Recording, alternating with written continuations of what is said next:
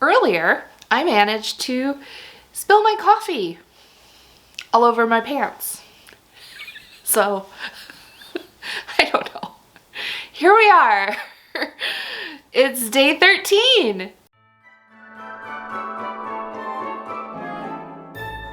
Now, some people think that 13 is an unlucky number. Some people want to say that it is a lucky number. I always kind of think that it takes on, like if you're expecting something to be unlucky, you're going to look for the negative things that happen. And if you're expecting something to be lucky, you look for the positive things that happen. I'm gonna tell you right now that this is the second time I'm recording day 13 because I couldn't use any of the footage from the first time I recorded it. I started out in that video saying that it was lucky 13, and now I'm not so sure. So what happened to the first one? It was just the camera footage. The spin went great. I don't want to show you that yarn though, because I don't want to ruin it. But I did keep a backup of all the fiber just in case this happened and something went terribly wrong. So I do have a tiny bit more of fiber, but this is it. If this video doesn't work out, I don't know what we'll do about 13. I'll just have to post the pictures of the yarn on Instagram and just let it be that. So everybody, cross your fingers we have no technical difficulties. And let's get to it. Before we open the fiber, I have to share with you another project idea that I have because I have too many ideas and not enough time to execute them. And so I think that in 2022, we are going to be focusing on a lot more of my ideas. Isn't that what we always do? Anyway, so Mark was cleaning out the laundry room area and getting some things organized last night, and there was this, you might have seen them, it's an organizer for sorting out laundry, and it has like cloth bags with a metal frame and they come on wheels. Well, the metal frame of it and the wheels and stuff, it was all worn out, but the hanging bags were fabric bags. They're like cotton bags. So it's a good sized bag. It's this big. It expands out a little bit, like that much. That's the bottom of it. And this is the size of the bag, but it doesn't have a handle because it's meant to go on these metal bars and to be held open to sort laundry in. But it has these little tabs here already. And I was thinking there are three of these. And the market bags that we have that I put groceries in, the reusable ones, are getting pretty worn out. They're like a plasticky kind of reusable thing. And I thought, you know, they kind of gross me out because they don't get cleaned as easily as it would be to toss something into the laundry. You can wipe them out, but I feel like laundry is, I don't know. What are your thoughts? Do you like fabric rewashable bags, or do you use the sort of the vinyl ones so things don't drip or spill? The plastic ones, I don't know what type exactly of material it is. But anyway, I have three of these. And I was thinking I should weave something on the ankle loom to use for handles. And I could sew it onto these tabs and make handles. And these would be great. They would be easy to carry. My first thought was to spin something on the ankle loom to do that with, but then I thought no, because if I spin wool and I throw it in the laundry, it's gonna shrink up. But maybe that would be okay. If it did felt, it might be stronger. I don't know. I'm gonna think about this. I might just get some mercerized crochet cotton and do it that way. I think this is a fun project to just convert these into useful, reusable market bags. I mean, could use them for books, to get books at the library, because we always come back with a stack, which reminds me I need to run to the library later and return some things. But yeah, this is another project that I have on my list. So I think I'm gonna start, I need to start stacking up my projects, and I need to reinstate the vote to see what people would like to see first from the upcoming videos. So I have a vote option on my Patreon, and I'm going to be putting that there. I also wanted to mention that I have bonus videos. There's more tutorials. There's, even at the $5 level, you get access to join the Patreon group and the monthly Zooms that we do. And vote on which projects you want to see coming up. So we're gonna, I'm going to be resetting a couple things on my Patreon, expanding a couple things, and getting all of that really charged up for January. I also have a self-study spinning course. If you join that tier, you can get it's monthly video tutorials, and there's a workbook you can download and follow along with. What else? Yeah, there's a lot of stuff over there. So check out my Patreon. And I'm going to put this up to vote on because I also have the shirt that I got at the thrift store that I want to, it's a cropped shirt, and I want to add a crochet border edge on it. I want to do some things to fancy it up a little bit and make the shirt extend the length using hand spun yarn. And I thought that would be a really great project. So I think it might be between the bag weaving project and the shirt crochet project. I'm going to do both projects, but which one do we want first? I don't know. So anyway, I will hopefully see some of you over on my Patreon. Lots of fun stuff going on over there, and it's a great way to get in touch with me if you have questions as well.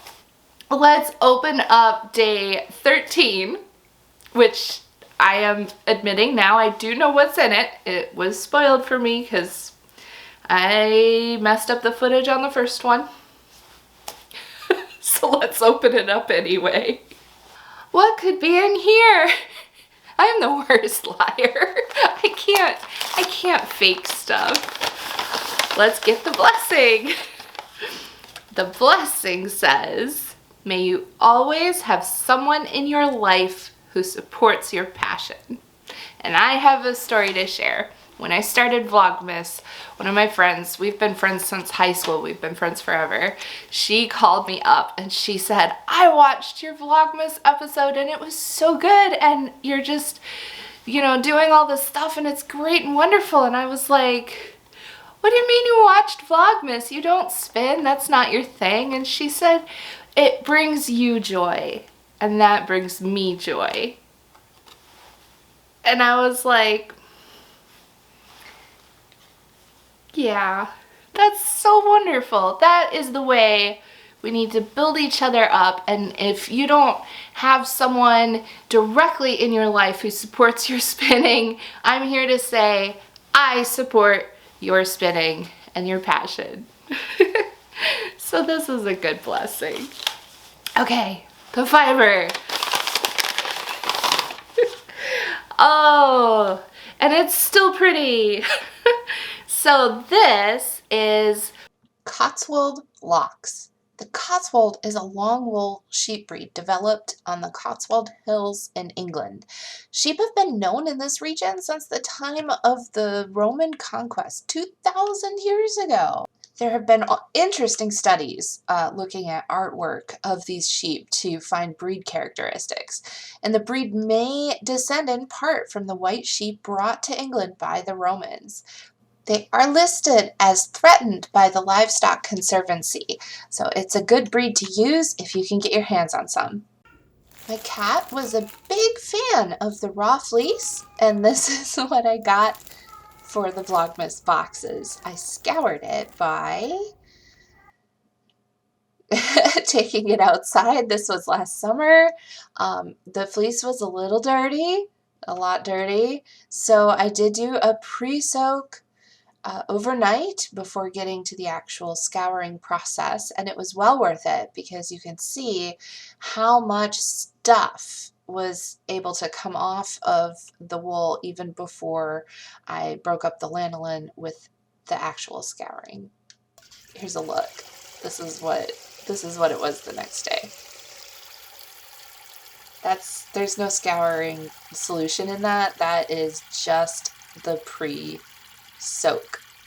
So then it was into the kitchen where I used Unicorn Power Scour and heat to get all of the lanolin off of the locks and get them all cleaned up. That's what the water looked like after a good scour, and that wool got a lot brighter and whiter. So I pulled out the best locks to use for Vlogmas, and that's what we have in our Vlogmas bags. I scoured the whole thing, but I didn't comb it or prep it in any way because I want to show you what we can do with the locks. It's going to be really pretty.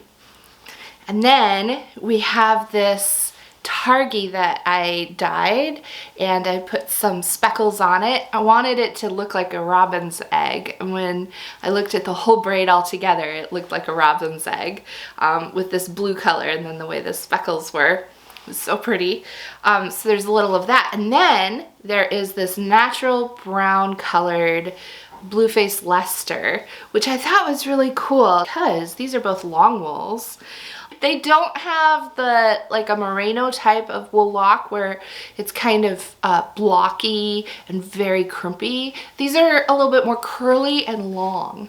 So very cool to compare the locks and the combed version of this type of wool.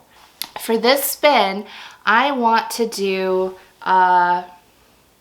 very textured, almost a bouclé, where we are going to pick open these locks and we are going to spin up the fiber, the wool here, and we will put the locks into the spin and then we will ply it with this brown. It's going to be so pretty and so textured.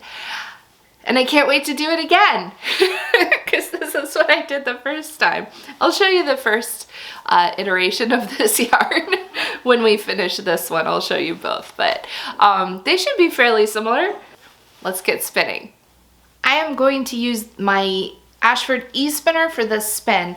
The only thing I really need to do to prep it is get these locks ready. What I'll do to prep these locks is to find each lock and separate it. You can leave the locks as they are if you want it to be a very like distinctive lock, or you can pull it apart. Now I don't want to floof it up entirely. I just kind of want it to separate so that I have more to play with and let it be a little fuzzy but not truly broken up and combed out. If that makes sense. So I'm going to go through and just separate out all the locks and have a little pile of these little cuties. This is why it's good to have an apron. I plan to spin both of these with Z-twist and then I will ply them with S-twist. And while I spin this one, I will be adding some of these locks as I go.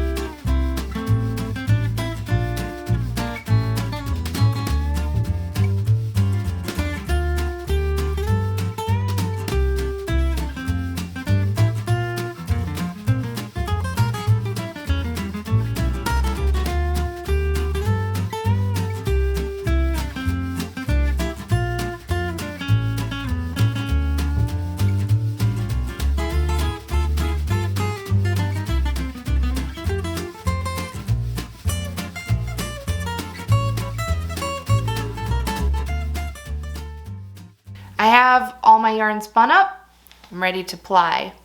I am going to just do a standard 2-ply, nothing too fancy. When I come to these locks, I want them to kind of poof out a little bit. It's going to have the look on those sections of a bouclé. It'll be loopy. And so I just need to make sure as I'm plying that the BFL, the other strand I'm plying with the one that has the locks on it, is doing its job to get those locks secured.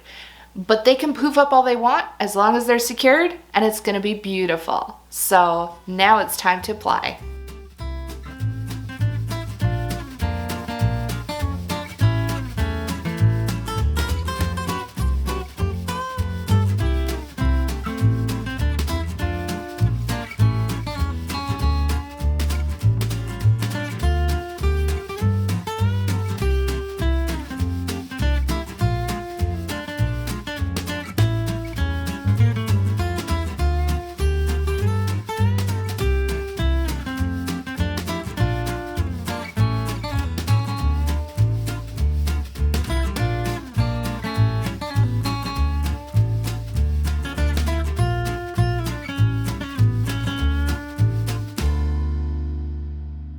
First, I'm going to show you the yarn that you just watched me spin.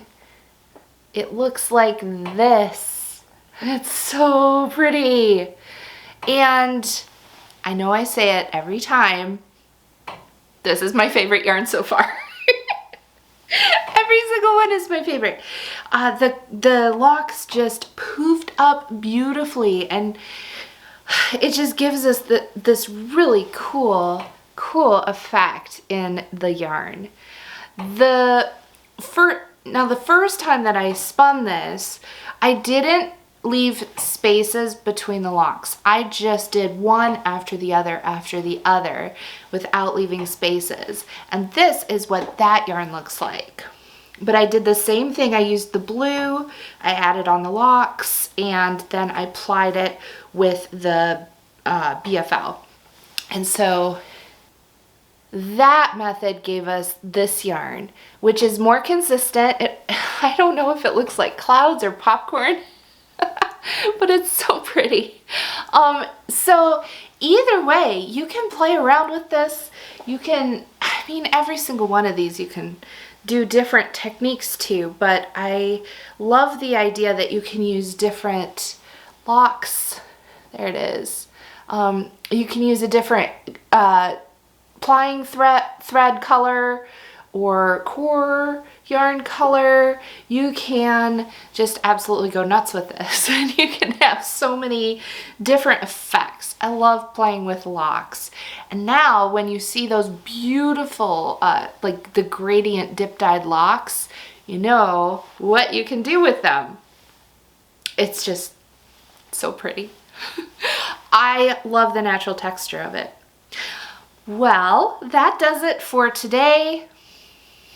Lucky 13. I will see you in tomorrow's episode of Vlogmas. Remember to like and subscribe and all of those things that you do. If you do one of these spins, I'd love to see it. Use the hashtag JillianEve Vlogmas 2021 on Instagram or wherever else you post pictures. And I'll see you tomorrow. Happy Vlogmas and merry spinning. I have so many project ideas, just so many. It's ridiculous how many project ideas I have. And I wish we had cloning technology so that I could clone myself, and then I could just have one of me to do the spinning and one of me to do the weaving and one of me to do the editing and one of me to... I would need like 5 or 6 of me. And I think I'd get really sick of myself. I'd be like, get out. Go get a job, move out. Get your own place. Go.